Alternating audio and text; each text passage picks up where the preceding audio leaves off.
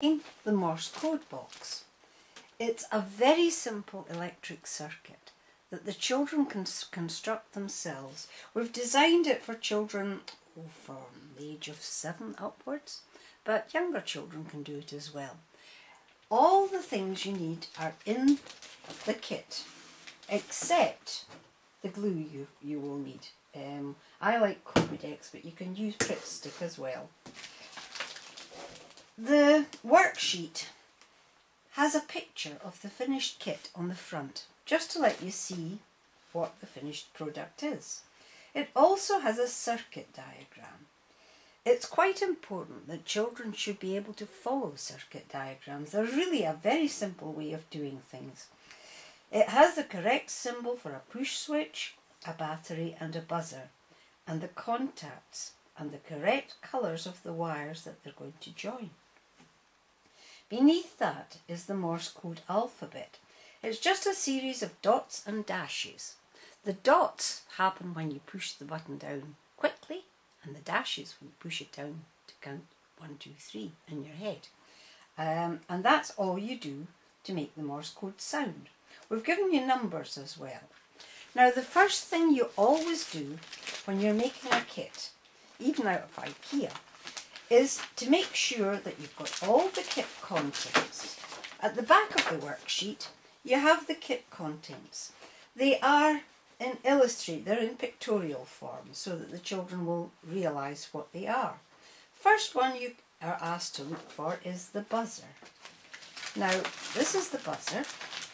It comes with 2 self-adhesive pads attached to the base. It has 2 wires, a red one and a black one, and that is what it looks like, just as the illustration. If you notice, we've put the 2 self-adhesive pads not on the base, because the base of the buzzer is a metal plate, and the metal plate vibrates when the circuit's connected and switches on, and it's the vibration that gives the noise. So if you put sticky pads over that, it wouldn't allow it to vibrate. You've always got to leave that clear. We've designed the sticky pads so that they hold it slightly, just less than a millimetre above the level of the card when it's down, so that it gives enough room for the sound to be produced. Also, on the base of the buzzer, it says 1.5 volts. It's a good idea to have the children check out that the battery will give them the energy to work a 1.5 volt buzzer. So we'll take out the battery. If you notice, the battery also says 1.5 volts. So check that out with the children so that they understand that it's all right. The next thing is a push switch. Maybe they've not seen a push switch out of a circuit before, so we've done a drawing of the push switch. This is what a push switch looks like. It's got a nut and a bolt. We've eased the nut so that little children can take it off. It's also got 2 little holes in the metal contacts, and these are what you use to connect the circuit. The next thing you're looking for is the battery. Well, we have that, but we always give 2 batteries in each kit, so that you have a spare. You'll just open up the packet and get a single battery out to start with. The next thing is a battery holder. Base of the battery holder has a sticky pad. It has a black wire and a red wire. The black wire has a solder tag attached to it. That helps to join the circuit. Now, you also need a spare sticky pad. And the last thing of all in the polythene bag is the card. Now, this card is designed to fold to make the box. So that's everything in the kit. And you remember, you need some glue as well. Now you're ready to get started. So we'll work through the illustrated instructions stage by stage. The first thing, it says bend the side flaps of the card. Now, the flaps of the card have got dotted lines, and that's where you bend. You bend along the dotted lines. release the card. Sometimes it sticks a little bit. Bend along the dotted lines, all of them. We don't finish the box and glue it together until the circuit's completed. I've found through experience it's much easier to make your circuit if you've got an open-ended box. So that's the first instruction. You've bent the card to form a box. Next instruction says screw the nut off the push switch but leave the washer on. Well, it's relatively easy. You screw the nut off this push switch and leave the washer on. Leave it down. That's the washer and that's the nut. Push the switch through the hole in the card. Push it through the hole in the card. And screw the nut back on. It's better to do this right away so that you don't lose the nut. So it's easier to screw it on by twisting the base. It screws it on nice and tight, and you want it tight. This will never be removed. That is constructed. That is your push switch that you will push to make your signal when you've got the battery inserted and the buzzer. So that's instruction 3.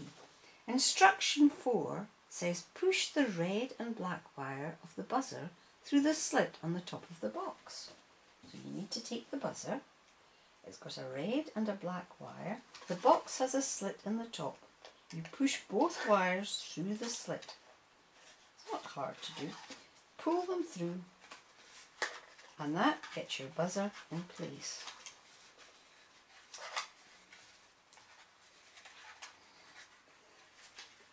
The wires are through the base. That's where all your assembly is going to be. Use the sticky pads on the bottom of the buzzer to fix it to the box top. To do that, you remove the seals to the sticky pads. Just take them off and place it neatly on the box top. Maybe not too near the buzzer, not too near the switch. Try and centre it, make it a nice fit.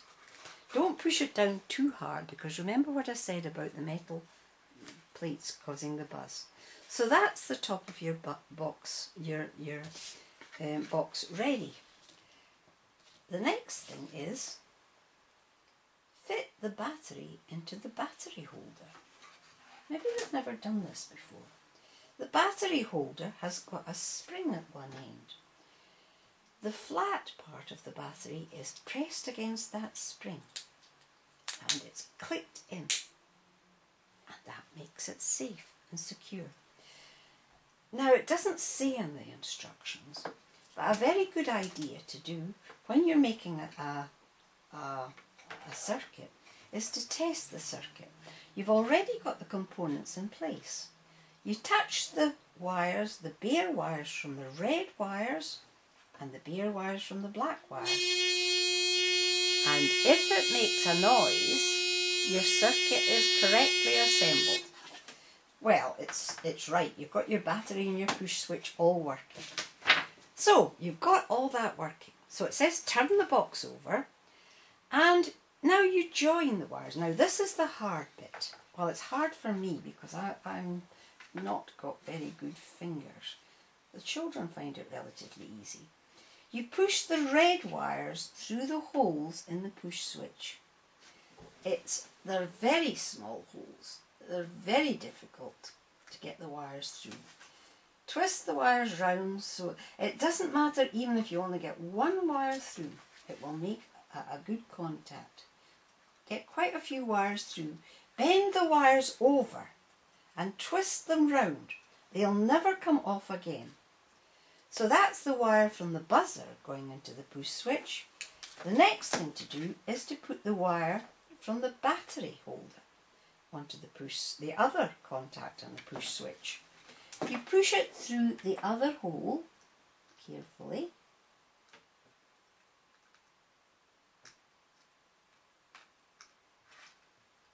I've tried to get bigger push switches, bigger switches with bigger holes, but they're just not available.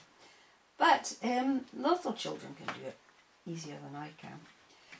And you twist the wires carefully around again, making good contact. Give them a wee tug, make sure they're tight.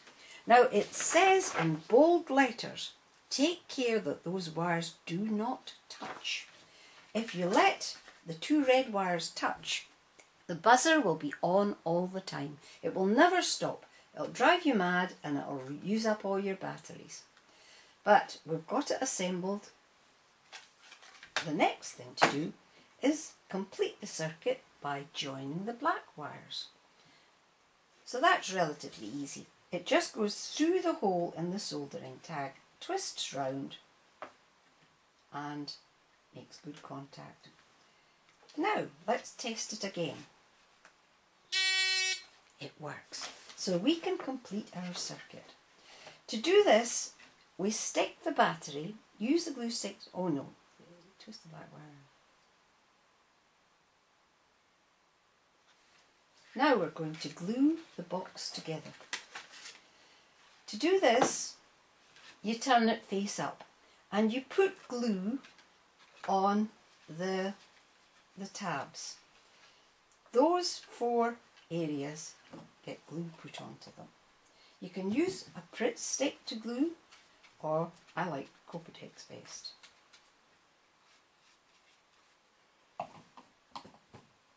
And they just get folded under to make the box. Hold it slightly for a little while, just to let the glue set a little bit.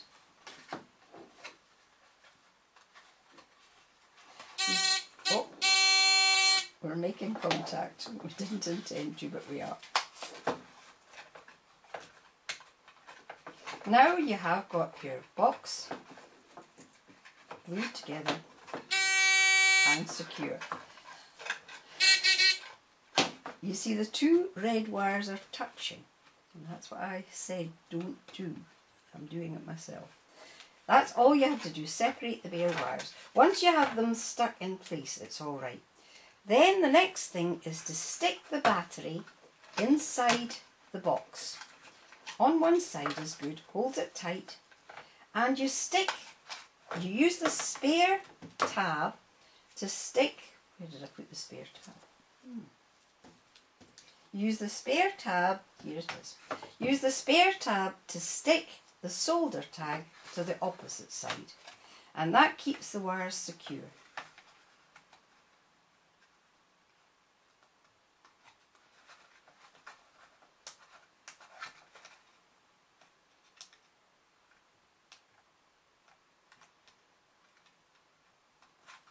All the circuit is inside the box, so it's not visible from the outside. It's a good idea also to have the children check out the Morse code alphabet, get a pen and write their name in dots and dashes on the box so that they can identify their own box. This sticky pad is being a bit awkward. You stick the tab onto the sticky pad.